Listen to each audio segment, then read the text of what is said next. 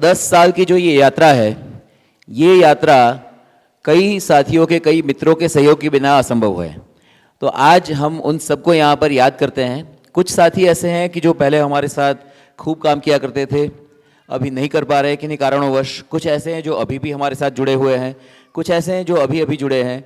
तो हम समझते हैं कि ये तो सृष्टि का चक्र है, ये जीवन का चक्र है, जिसमें कभी कभी आपके लिए परिस्थिति अनुकूल होती है, कभी कभी अनुकूल नहीं भी होती है। किंतु गणेश वंदना के पिछले 10 वर्षों का एक फल जो यहाँ पर हमारे सामने उपस्थित है, तो जितने भी मित्रों का उसमें सहयोग हुआ, वैसे अप्रत्यक्ष रूप से तो इतने लोगों का सहयोग हुआ है कि क्या कहें, लेकिन फिर भी जितने नाम हमारी स्मृति में आते हैं उन सभी का हम ऋण स्वीकार करते हैं। उन सभी को, उनमें से जो भी उपस्थित है, उन्हें हम यहाँ पर बुलाना चाहेंगे। दिव्येश रामाणी, मैं जिनका नाम बोल रहा हूँ कृपया यहाँ पे हो तो आप जल्दी आ जाइए। दिव्येश रामाणी, जयमिन त्रिवेदी, हार्दिक सरसावड़िया, हार्दिक आओ। अमित अंकल, परेशा आंटी आओ। कौशिक भाई चौहान, कौशिक भाई गदाणी आओ आप बंने।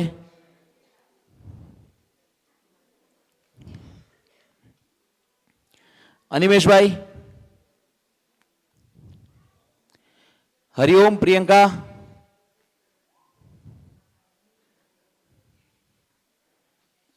एलिस बहन, विधि कोठारी, रोशनी बहन, अमिता आंटी तो यूएस से या नहीं, नियति, सेतु बहन, हेमाली बहन, उन्नति बहन, किनल, दिव्या खिमाणी, राधिका बहन,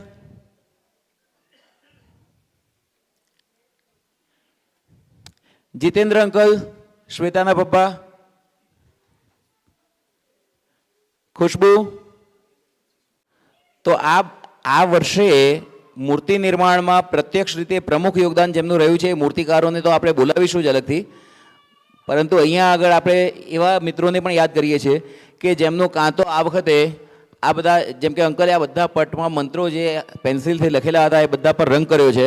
આમાંથી કોઈકે પટ બનાવ્યો છે, તો આમાંથી કોઈકે પટ પર ચિત્રો બનાવ્યા છે, આમાંથી કોઈકે આ પાછળનું આખું જે ઇન્સ્ટોલેશન છે તૈયાર કરવામાં મદદ કરી છે, તો કોઈકે આ તાવડી પર ચિત્રો બનાવ્યા છે, તો કોઈકે કાર્યક્રમમાં બધાને લાવવા લઈ જવા માટે ખૂબ પરિશ્રમ કર્યો છે, રાતોના ઉજાગરા કર્યા છે। તો આમના ઘરે આપણા ઘણા બધા અતિથિઓ રોકાયા છે અને એમને એટલું સરસ લાગ્યું કે આ તો અમારા ઘર જેવું છે, અમારે પાછા જવું જ નથી। તો એવો સરસ મજાનો ભાવ આપણા સૌના અતિથિઓને આપણે આપ્યો અને અતિથિ દેવો ભવની ભાવનાને આપણે ચરિતાર્થ કરી અને એ બધું આપણે કરી શક્યા ગણેશ વંદના પરિવાર થકી। એ આપ સૌના સહયોગ, આપ સૌના સમર્થન વિના અસંભવ હતું।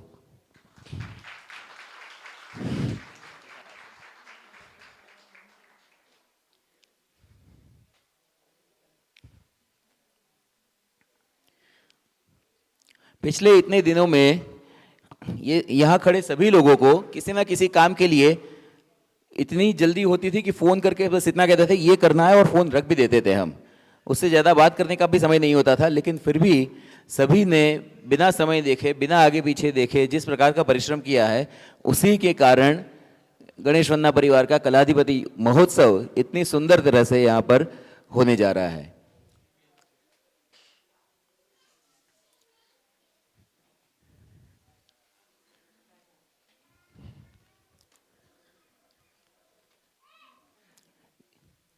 यहाँ पर मैं साथ ही साथ कुछ ऐसे अन्य मित्रों को भी याद करना चाहूँगा जो गणेश वंदना परिवार के समर्थन में पहले से अभी तक रहे हैं। हरमेश अंकल यहाँ पे हैं तो आइए। हेतलबेन पंड्या काले आव्या था, आज कदाच नहीं आई शक्या। प्रतीक्षा पण नहीं आई शकी, धरा यूएसए એટલે પણ નથી આવી શકી। हेतल आओ। जिज्ञासाबेन होय तो जिज्ञासा आंटी पण पधारो, जिज्ञासाबेन पण पधारो। पॉलोमी आंटी अत्यारे उपस्थित नहीं। बीजा एवा घणा मित्रों छे के जे यूएस छे, धरा यूएस छे, ऋषिराज पण नहीं, अने अंकित भाई, धीरेन्द्र काका, महेश काका ए बधानो पण खूब सहयोग रहेलो छे, पण जे अत्यारे उपस्थित नहीं।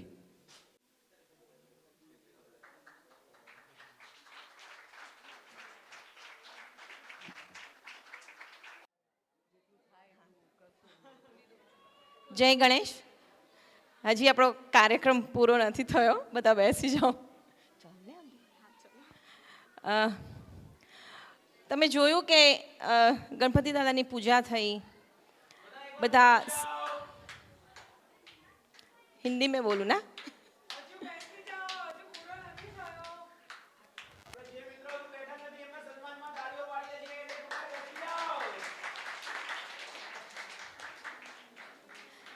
जय गणेश. आप सभी ने देखा कि गणेश जी का ये बहुत सुंदर कार्यक्रम कल से शुरू है. अभी तक हम कोई भी थका नहीं है. हाँ. ये सब मूर्तिकारों के सहकार से, सब साथीदारों के सहकार से, और मेन हमारे आशुतोष जी और स्नेहा दीदी की सहकार से ये सब संपन्न हुआ. और इतने 10 सालों से ये कार्य करते आए रहे. लेकिन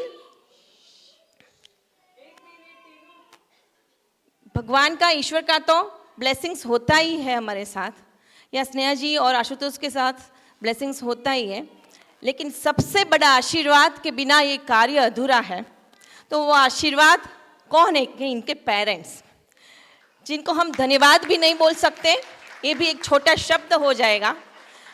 हम प्रणाम करते हैं सारे मूर्तिकार लोग, सारे सहकार देने वाले लोग, सारे गणेश वंदना से जुड़े वाले लोग, सब नमस्कार करते हैं, वंदन करते हैं दिल से. और मैं उन्हें आशुतोष जी के पेरेंट्स, अंकल आंटी और स्नेहा जी के पेरेंट्स को मंच पर बुलाना चाहूँगी. और छोटा सा हमारे मूर्तिकारों के जो भी हमने दिल से, आपका आशीर्वाद हमें भी चाहिए.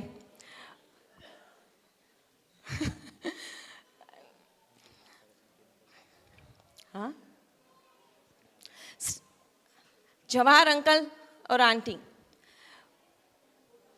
बोलते बोलते मैं स्टॉप हो गई हूँ क्योंकि शब्द नहीं मिल रहे हैं.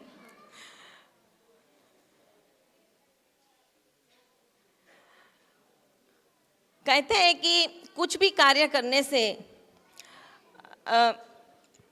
इन लोगों ने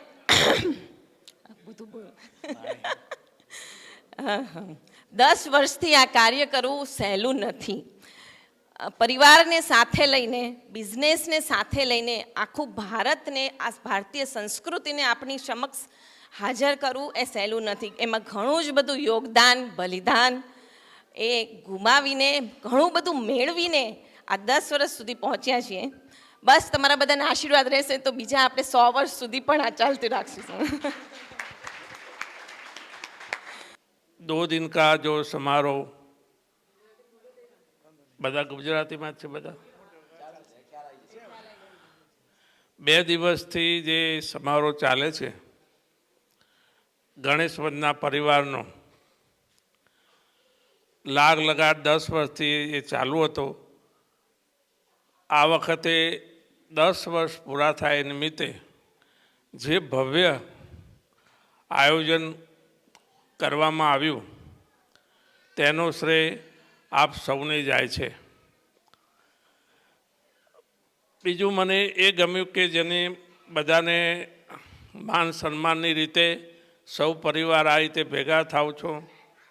આધ્યાત્મિક, ધાર્મિક અને સાંસ્કૃતિક ત્રણનો સંગમ જોવો હોય તો ગણેશ વંદના પરિવાર છે.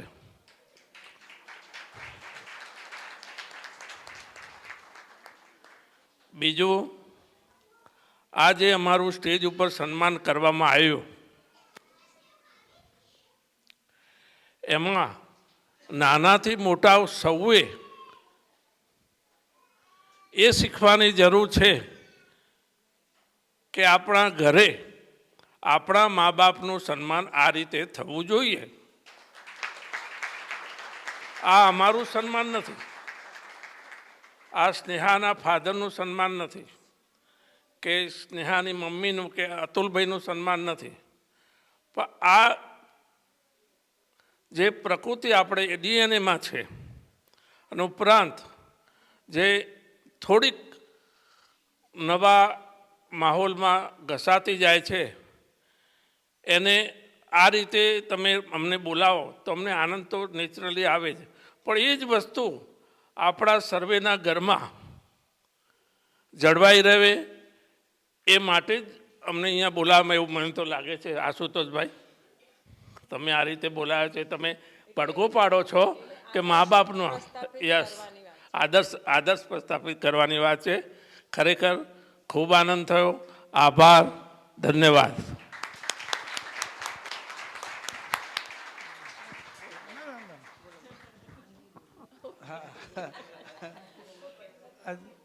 હમણાં જ જવાહરભાઈએ કહ્યું એક અગત્યની વાત કે એ પોતે વ્યવસાય ડૉક્ટર છે, પણ ભાષા ઉપર પ્રભુત્વ ઘણું સારું છે અને ઘણી સારી કવિતાઓ પણ લખે છે. એટલે એવું જરૂરી નથી કે ડૉક્ટર હોય એટલે એનામાં કોઈ જાતની લાગણી કે એ આર્ટની વાત ન હોય. અને એમની વાત ખૂબ સાચી છે કે આપણી જે વ્યવસ્થા છે કે ભાઈ એક કુટુંબ છે અને એ જો કુટુંબ એક સાથે હોય અને તો જ બધું થઈ શકે, અને એકબીજાના સહકાર વિના કશું શક્ય નથી. આજે કુટુંબો તૂટતા જાય છે, વિભક્ત કુટુંબ, ઘણા કારણો હોય કે ભાઈ ટ્રાન્સફર થઈ હોય અથવા વિચારોનો મેળ ન આવતો હોય, આર્થિક કારણો હોય, પણ કુટુંબો તૂટતા જાય છે. એ વખતે જો સંયુક્ત કુટુંબવાળી પ્રથા રહે તો ઘણો ફેર પડે. હું અભિમાન માટે નથી કહેતો, અમારે ત્યાં મારા ફાધર છે, મધર હમણાં 2 વર્ષ પહેલાં જ ગુજરી ગયા. મધર ફાધર, હું, મારો મિસિસ, આશુતોષ, સ્નેહા અને નિસર્ગ, અમે બધા સાથે રહીએ. એટલે ઘણાને આશ્ચર્ય થતું હતું, પણ સાથે રહેવું હોય તો એના લાભ મળે. કોઈક વખત પગ અડે ખરો, પણ તમને માત્ર એમ જ હોય કે ભાઈ નહીં સાથે રહેવા એકલા લાભ જ એવું નહીં, નાનું મોટું હોય પણ એ ચલાવવું પડે, એ મન મોટા રાખવા પડે. અને સૌથી અગત્યનું છે કે એના જે લાભ છે ને એ વર્ણવી શકાય એવા નથી. અને આ બધી વસ્તુ ઉતરે છે ધીરે ધીરે.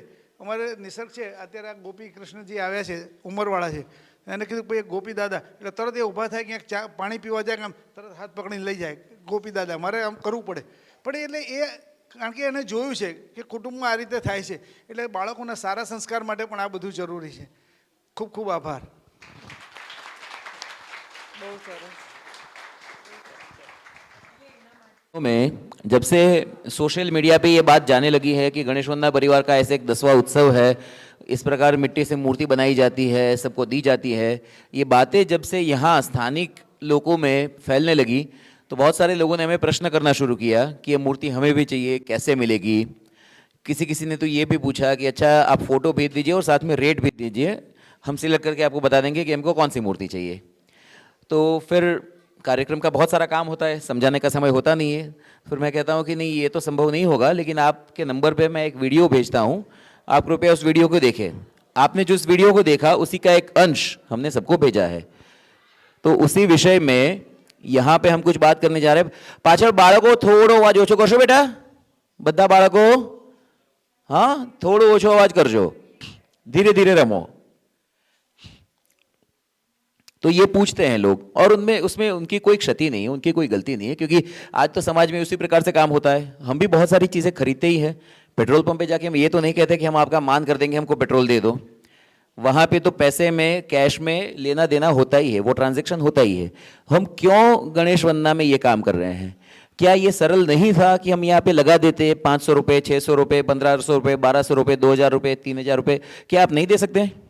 अच्छा एक बात बताऊँ, हमारे यहाँ पे एक यजमान है फाल्गुनी बहन, मुझे ऐसे ही याद आ रहा है तो मैं ऐसे ही किसी का नाम ले रहा हूँ. इसका अर्थ ये नहीं कि बाकियों का नाम नहीं ले रहा हूँ. हमने उनको मतलब हमने कहा कि हमें फूलों की आवश्यकता है, और मेरे अंदाजे से 15-16 किलो जितने फूल वो लेकर आई. 16 किलो फूल, अब थोड़ा हिसाब लगाते हैं, अपने गुजरातियों हिसाब तो करવો પડે ને, बाकी ચાલે नहीं काम. 16 किलो फूल की जो कीमत है बाजार में, क्या उतनी रकम में एक सुंदर मूर्ति नहीं मिल सकती छोटी सी? उससे बहुत कम में मिल सकती है. तो आ तो खोटનો સોદો કહેવાય ને. ખર્ચો વધારે કરવાનો, દોડધામ કરવાની, સમય આપવાનો, ઉજાગરા કરવાના, આવું કેમ? તો એમણે ખોટું કામ કર્યું. गणेश वंदना परिवार का लगभग प्रत्येक यजमान बाजार में मूर्ति खरीदने में करता है उससे अधिक खर्चा करता है, ऊपर से बहुत सारा समय भी लगाता है, ऊपर से इस काम को अन्य कामों की तुलना में प्राथमिकता भी देता है, परिवार से भी आगे इन दिनों में गणेश वंदना के कार्य को प्राथमिकता देता है. ये क्यों? क्या हमारे कहने से? यदि हमारे कहने से तो हम क्यों कह रहे हैं? जब हम गुरुजी से मिले और कई महीनों तक उनके साथ संवाद होता रहा तो हमने पूछा कि गुरुजी आप जिस व्यवस्था की बात कर रहे हैं, क्या आज उस व्यवस्था को यहां प्रैक्टिस में लाना संभव है पूर्णतया? तो उनका कहना था नहीं, यह संभव नहीं है, क्योंकि विकास नाम के असुर ने हम सबको इतनी बुरी तरह से डस लिया है कि उसमें से उबरना तो संभव नहीं है। फिर हमने कहा कि यदि उबरना संभव नहीं है तो क्या करें? तो उनका कहना था कि इसके सामने लड़ते रहोगे तो नाश तो होगा, नाश होगा, पराजय होगी। क्यों होगा? तो एक तो हमारे यहाँ युगों की गति बताई गई है। सतयुग में धर्म कैसा होता है, त्रेता में, द्वापर में, कलयुग में धर्म का क्रमानुसार ह्रास होते जाता है। तो ये पतन पाश्चात्य दुनिया में उदय हो रहा है। वो मानते हैं कि हमने the discovery of wheel, discovery of fire, discovery growth of technology, वहां इन बातों को बताया जाता है कि हम ये सब करने लगे। स्टीम इंजन बना जेम्स वॉट ने, उसके बाद में ये हुआ, उसके बाद में ये हुआ। वहां पर बात ये हो रही है कि धीरे धीरे काल के साथ हम आगे बढ़ते जा रहे हैं। हमारे यहाँ ये कहा गया है कि नहीं, जो तो इसका अर्थ क्या है? काल के साथ आगे बढ़ने का अर्थ क्या है? ध्यान से सुनिएगा। इसका अर्थ यह है कि जो पीछे था वो पिछड़ा था, जो आगे होगा वो श्रेष्ठ होगा। उसका अर्थ यह भी है कि जो माता पिता है वो पिछड़े हैं, जो दादा दादी है वो पिछड़े हैं, आगे वाली पीढ़ी श्रेष्ठ है। यदि आगे वाली पीढ़ी को आज हम श्रेष्ठ बोल रहे हैं तो वो कल हमें भी पिछड़ा बोलेगी, है ना? तो वहां की संकल्पना, काल की संकल्पना पश्चिम में रेखीय है, लीनियर कंसेप्ट ऑफ टाइम, और वहां बस इन्फिनिट ग्रोथ की कल्पना है जो असंभव है। भारत में यह माना गया कि काल चक्र के रूप में है। रामायण में जब प्रभु श्री राम के प्राणों को लेना था तो यमराज आते हैं, लेकिन हनुमान जी से डर जाते हैं कि इनकी उपस्थिति में तो मैं प्राण भी नहीं ले पाऊंगा राम जी के। तो उस समय राम जी एक लीला करते हैं कि छोटी सी एक दरार होती है जिसमें वो अपनी अंगूठी गिरा देते हैं। हनुमान जी तुरंत, वो तो अष्ट सिद्धि के स्वामी हैं, तो हनुमान जी तुरंत सूक्ष्म रूप धारण करके नीचे जाते देखने के लिए, पाताल में जाते तक्षक के पास और कहते हैं कि यहाँ कोई अंगूठी आई है क्या? तो वो कहते हैं कि हाँ, एक वानर हर त्रेता युग के अंत में आता है अंगूठी ढूंढने के लिए, ये लो यहाँ पे होगी। वहाँ एक बड़ा सा ढेर लगा है। तब हनुमान जी को समझ में आता है कि काल तो चक्रीय है। इससे पहले अनेक त्रेता हो गए, इससे पहले अनेक राम हो गए, इससे पहले अनेक रामायण हो गए, इससे पहले अनेक हनुमान हो गए।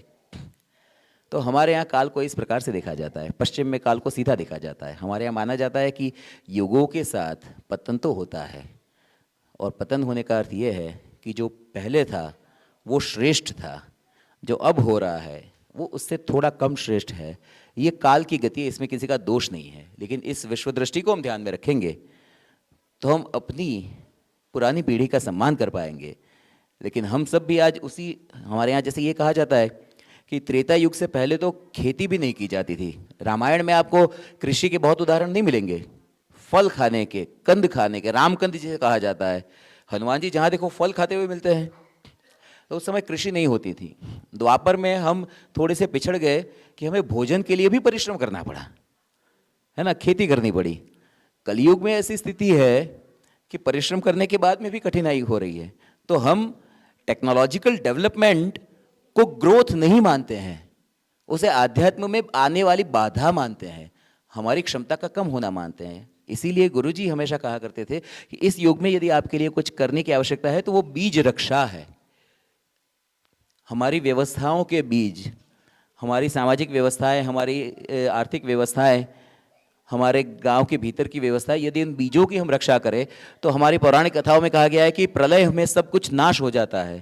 और सब नाश होने के बाद में ये काल गणना आप सब इससे परिचित होंगे कि कलयुग में 4,32,000 वर्ष, उसके बाद द्वापर में उससे 2 गुना, त्रेता में, सतयुग में, और फिर ये सब मिला करके कैसे कल्प बनता है, ये सब मिला करके कैसे ब्रह्मा जी का एक दिन बनता है, फिर उनका पूरा जीवन बनता है। ये इस सब में प्रलय आते रहते हैं, महाप्रलय आता है, सब शांत हो जाता है, नाद नहीं होता है, और उसके बाद पुनः सृष्टि का निर्माण होता है। सृष्टि का निर्माण कैसे होता है? पीछे प्रलय में जो बचे हुए बीज थे उससे होता है। तो इसी बात को प्रतीकात्मक रूप से उपमा देकर के गुरुजी बताया करते थे कि आधुनिकता का, पाश्चात्य विकास का एक प्रलय आया है, जिसमें टेक्नोलॉजी के नाम पर कितनी ही उटपटांग चीज आएगी हम उसको स्वीकार कर लेंगे, इतने हम मूढ़ हो चुके हैं, है ना। हमें लगता है कि जो भी आएगा वहाँ से वो श्रेष्ठ ही है, जो मशीन आएगा, जो डिवाइस आएगा वो श्रेष्ठ ही है, मुझे उसकी आवश्यकता है या नहीं, ये सोचने का विवेक हम सब में से नाश हो चुका है। तो हम क्या करें? हमने पूछा कि गुरुजी ऐसी स्थिति में आप ये बताएं कि हमारा युग धर्म क्या है, इस युग में हम क्या करें। आप कह रहे हैं कि वो व्यवस्था संभव नहीं है तो हम क्या करें? तो उनका कहना था कि आप बीजों की रक्षा करिए। तो यहाँ पे गणेश वंदना परिवार के द्वारा जो कार्य किया जा रहा है वो बीज रक्षा का एक छोटा सा उदाहरण है। हमारी यजमानी अर्थव्यवस्था, आप जो लोग हमसे मूर्ति लेने वाले हो, हम आपको यजमान कहकर संबोधित करते हैं। यज धातु से निष्पन्न ये शब्द है। तो यज्ञ किया जा रहा है इन मूर्तियों के निर्माण का। मैं आप सबके सामने स्वीकार करता हूं कि ये मूर्तियां हमारे सभी मूर्तिकारों ने बनाई है, जो सिद्ध मूर्तिकार नहीं है। हाँ, उनकी भावना शुद्ध है, हो सकता है उनकी कला में अभी और सुधार की आवश्यकता होगी, किंतु इन मूर्तियों के भीतर जो भाव समाया है उसमें कोई अशुद्धि नहीं है। तो इस प्रकार की मूर्तियां बना करके आपको देने के पीछे का प्रयोजन ये है कि हम आपके मूर्तिकार अर्थात पुरोहित की भूमिका में है, आप हमारे यजमान की भूमिका में हो। पश्चिम में क्या होता है? ऑर्डर दिया जाता है, आर्टिस्ट को ऑर्डर दिया जाता है, कमीशन किया जाता है, you are suppose to make this, I will pay you so much. वहाँ उस प्रकार बात होती है, इसने काम दिया, उसने पैसा दिया, बात खत्म, संबंध पूरा। और वहाँ पे कदाचित कस्टमर इज किंग बताया जाता है ना, कस्टमर इज द बॉस, सब जगह बताया जाता है, जो ग्राहक है वही बॉस है। वहाँ पे the producer decides the price of the commodity और the service that they are offering. जो बनाता है वो कहता है मैं इतने रुपए में दूंगा। भारत में जो उपयोग करता है वो मूल्य निर्धारण करता है। हमारे यजमान यहाँ से गणेश जी की प्रतिमा को ले जाएंगे तो हमारे यजमान सुनिश्चित करेंगे कि वो हमारा मान किस प्रकार करे, हम नहीं करेंगे, क्योंकि ये मूर्ति आपके जीवन में किस प्रकार की प्रसन्नता को लेकर आएगी ये हम नहीं जानते। हमारा भाव है किंतु हम जानते नहीं है। हम नहीं जानते कि ये मूर्तियाँ आपके परिवार के भीतर आएंगी तो उससे आपके कौन से विघ्नों का हरण होगा, उससे आपके जीवन में किस प्रकार की भक्ति, किस प्रकार की शांति, किस प्रकार की शक्ति का उद्गम होगा, ये आप जानते हैं। तो यहाँ पे इन मूर्तियों को लेने के साथ साथ मूर्तिकारों का मान कैसे करना है ये आप सुनिश्चित करेंगे, हम नहीं करेंगे। पश्चिम में, भारत में, अर्थव्यवस्था में ये एक बुनियादी फर्क है। दूसरा ये भी है कि वहाँ पर ऑर्डर दिया जाता है, यहाँ मूर्तिकार को प्रणाम किया जाता है। वहाँ पे कस्टमर इज़ द बॉस। यहाँ कोई हमें कहता है कि मूर्ति का ऑर्डर लेते हो, हम कहते बिल्कुल नहीं लेते, हम मूर्ति बनाते हैं। तो यदि जिसके हाथों से गढ़ी मूर्ति को घर में स्थापित करके आप उनकी पूजा करके उन गणपति बापा के सामने कितनी ही मन्नत मांगने वाले हो, किसी को और को नहीं बताओगे लेकिन मन में आप बोलोगे कि हे भगवान गणेश जी, मेरा ये काम नहीं हो रहा है, आप कृपया इसको करवा दीजिए, मेरे परिवार में ये नहीं हो रहा है, आप इसको करवा दीजिए, मेरे बच्चों का ये नहीं हो रहा है, वो आप करवा दीजिए। आप कितना ही कहने वाले हो, आप कितना धन्यवाद करने वाले हो, कितनी आप शिकायतें करने वाले हो, वो सब कुछ करने के लिए जो मूर्ति आपके घर में आएगी, जिसके माध्यम से क्या उसका ऑर्डर दिया जा सकता है, उसको प्रणाम किया जाता है। तो ये भी एक बुनियादी फर्क है जिसे हम आप सबके समक्ष प्रस्तुत करना चाहते थे। तो ये पहली बार यहाँ पे गणेश, वैसे यजमानों का मान तो होते ही आ रहा है, आज उसे थोड़ा और सुंदरता से, थोड़ा और लयबद्ध प्रकार से और थोड़ा और आप सबका ध्यान आकर्षित करते हुए हम यजमानों का मान करना चाहेंगे। और इस बात के लिए मैं मूर्तिकारों का मान करना चाहेंगे, और इस सुझाव के लिए, ये पूरे के पूरे विचार के लिए, उसके रूपांकन के लिए हमारे दो वरिष्ठ मित्र यहाँ पर उपस्थित है। मैं दोनों का बहुत बहुत आभार व्यक्त करता हूँ। सचिन जी कृपया आप खड़े हो अपने स्थान पर। श्रुति जी, हाँ, तो ये दोनों हमारे बड़े भाई बहन जैसे हैं, हमारे गुरु बंधु है और गुरु भगिनी है। तो हमारे ये गुरु बंधु गुरु भगिनी के द्वारा ये जो सुझाव दिया गया, तो उसी के आधार से गणेश वंदना परिवार में आज यजमानों का, मूर्तिकारों का मान यजमानों के द्वारा जो होगा वो और सुंदरता से होगा। इसे हम किसी न किसी तरीके से एक स्वरूप देने का, एक संस्कार का स्वरूप देने का, जो षोडश संस्कार की बात होती है उस प्रकार से एक संस्कार का स्वरूप देने का प्रयास कर रहे हैं। એટલે આના ઉપર એક વિચાર એવો હતો કે આપણે ખબર છે લગ્ન થવાના હોય તો મામેરું કેવું આવે, ખ્યાલ છે ને? મામેરું કેવું આવે લગ્ન થવાના હોય તો? એટલે જેમ આજે જેટલા સવારે હતા અને આપણે ગણપતિજીને નૈવેદ્ય ધરાયો હતો 2 વાર, અને છેક ત્યાંથી બધા આવ્યા અને આપણે એમનું માન કર્યું, અને એક પછી એક બધી છાબડીઓ આવતી ગઈ, હે ને? જે સવારે હોય એણે જોયું હોય. આમ તો કાલથી અમે બધા બોલીએ છીએ, તમે આજે આવ્યા છો એટલે તમને કદાચ નવું લાગતું હશે, પણ આ બધી જે પ્રક્રિયા અમે કરી રહ્યા છીએ એ પ્રક્રિયાને કેવું છે કે આપણે એક પ્રથા બનાવી રહ્યા છીએ. તો અહીંયા આગળ માન યંત્ર બનાવ્યું છે. માન યંત્ર તમે જોયું, અહીંયા 4 ઘડા મૂક્યા છે, અને જેટલા યજમાનો, એ તો આપણને ખબર જ છે કે આપણે ગણેશ વંદનામાં કેવા પ્રકારની વસ્તુઓનું આદાન પ્રદાન કરીએ છીએ. તો જેટલા યજમાનોએ એકદમ વિચારીને બહુ જ સુંદર વસ્તુઓ લઈને અમને અર્પણ કરવા માટે લાવ્યા છે. તો એ બધી જ વસ્તુઓમાંથી અમે દરેક મૂર્તિકાર માટેની વસ્તુઓને એક મૂર્તિકારનું આખું યંત્ર બનાવ્યું છે, માન યંત્ર, જેમાં દરેક યજમાનની એક વસ્તુ મૂકી છે એની અંદર. તમે ખાસ યજમાનો તો ખાસ જોજો કે જેને ખબર પડે કે આવતા વર્ષે આપણે આને વધારે ભવ્ય બનાવશું, હે ને? અમે એવું માનીએ છીએ કે યજમાનો બધા ભેગા મળીને અમારું માન કરશે. તો આ વખતે આપણે 3 યજમાનોને આ વાત કહી છે. એક તો શ્રુતિજી જે પુણેથી આવ્યા છે, એ આપણા યજમાન છે આ વર્ષે. સિદ્ધિ ગણપતિ, જે સિદ્ધિવિનાયકના ગણપતિ છે, એ એમને સ્થાપના કરવી હતી, એટલે સિદ્ધિ ગણપતિ એમણે બનાવવાના છે. એટલે એ અમારી વાત પહેલાં થઈ હતી, અને પછી એ ગણપતિ અમે આટલા બધા બિઝી શેડ્યુલમાં બનાવ્યા. અને એ જ રીતે દરેકના કામો હોય છે ને. હું ખરેખર કહું ને તો ગણપતિની મૂર્તિ માટે ઓર્ડર નથી લીધા. આશુતોષે ઘણું કહ્યું એ બાબતે, પણ જે પ્રસંગ માત્ર ને માત્ર તમારા માટે રાખ્યો છે, માત્ર યજમાનો માટે, કારણ કે આ એક નવા વિચાર, જે આપણી જે સંસ્કૃતિનો જે વિચાર છે ને, એક નવી રીતે મૂકવા માટેના અથાગ પ્રયત્નો ચાલે છે, અથાગ.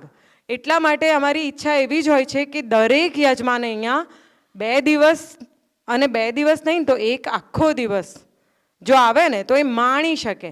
એટલે માણવા માટે બોલાવેલા છે બધાને. તો ખાસ યજમાનો માન કરી શકે ને. એવું પણ બની શકે કે બધા યજમાનો માત્ર અહીંયા તો આવી જ શકે છે માન માટે. मैं सभी मूर्तिकारों का नाम ले रहा हूं. हम सब यहाँ पर मंच पे खड़े रहेंगे. स्नेहा, चलो मैं जिनका नाम लूं आप जाते जाइए ऊपर. श्वेता, हेमल बहन, ध्यानी, चारू आंटी तो है ऊपर. जयश्री आंटी नहीं, अच्छा. अखिल, नितिन, तो एक्सिस मैक्स लाइव लाया है एक solid Nitin, for smart folks like you. क्यों? रिंकल, पैसा कमाना कूल है. हिरल बहन, पायल बहन, खुशी तो यहाँ पे है ही. पार्थ,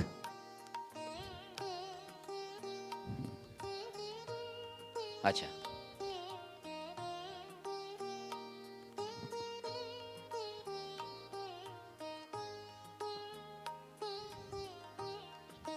सचिन भाई,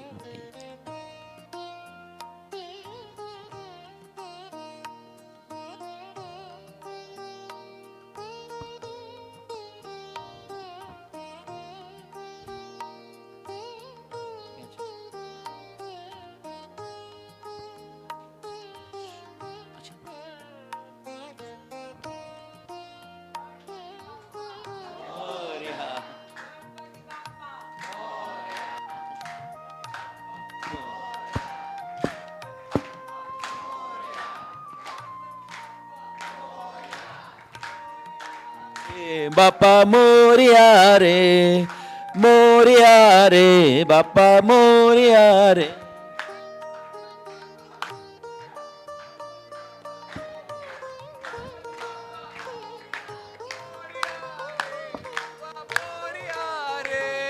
मोरिया रे बाप्पा मोरिया रे, गणपति बाप्पा मोरिया, घीना लाडू चोरिया, गणपति बाप्पा, गणपति बाप्पा मोरिया, गणपति बाप्पा मोरिया, गणपति बाप्पा मोरिया, घीना लाडू चोरिया, गणपति बाप्पा मोरिया।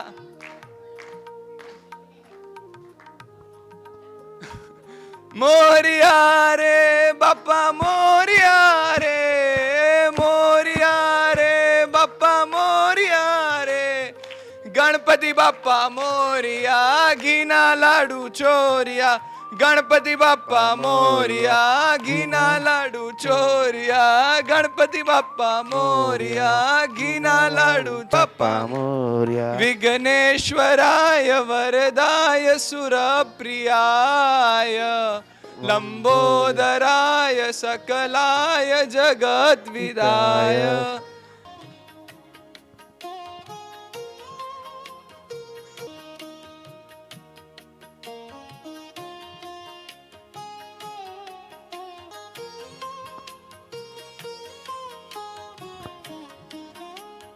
परंपरा क्या होती है? परंपरा क्या होती है? जिसे हम सालों से करते रहे, क्या वो परंपरा होती है? कोई कोई कोई बताएगा परंपरा क्या होती है? विद्या का जो परातत्व, जो परम तत्व पराविद्या के माध्यम से पीढ़ियों में प्रवाहित होते रहता है, वो परंपरा होती है। तो क्या परंपराएं होती ही है या बन भी सकती हैं? तो परंपराएं स्थापित भी होती है, उनका स्वरूपांतर भी होता है। तो यहाँ पर एक छोटी सी परंपरा स्थापित करने का ये गणेश वंदना परिवार का विनम्र प्रयास है। आशा है कि ये हमारे जीवन के अन्य प्रसंगों में भी देखने को मिलेगा, और आशा है कि इस प्रकार का परंपराओं का नावीन्यकरण हम करते रहें। परंपराओं को त्यागना नहीं होता है, उन्हें संभव हो तो काल के अनुसार उनमें छोटे छोटे परिवर्तन करने होते हैं।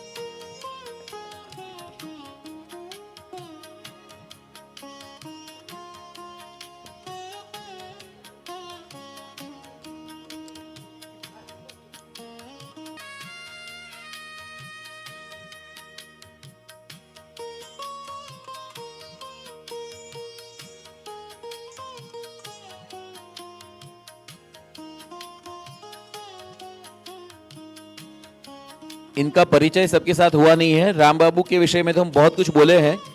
ये लीला जी है, या हम सब की प्यारी लीला अक्का, तेलुगु में अक्का मतलब बड़ी बहन, तो राम बाबू की बहन है, और जो पधारी हैं हैदराबाद से विशेष रूप से हम सब से मिलने के लिए।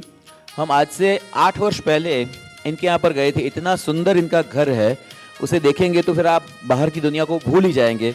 तो हम लीला अक्का के घर में रुके हुए हैं कितने ही दिनों के लिए, और उनके आतिथ्य का हमने आनंद प्राप्त किया है, और हमने प्रयास किया है कि उसी प्रकार का आनंद हम उनको भी प्रदान कर सके। और उनके द्वारा यहाँ सभी मूर्तिकारों का भी मान किया जा रहा है। वो यजमान नहीं है, फिर भी उनके हृदय का भाव इतना शुद्ध है, पवित्र है कि वे सभी यजमानों के प्रति अपनी कृतज्ञता व्यापित करना चाहती है।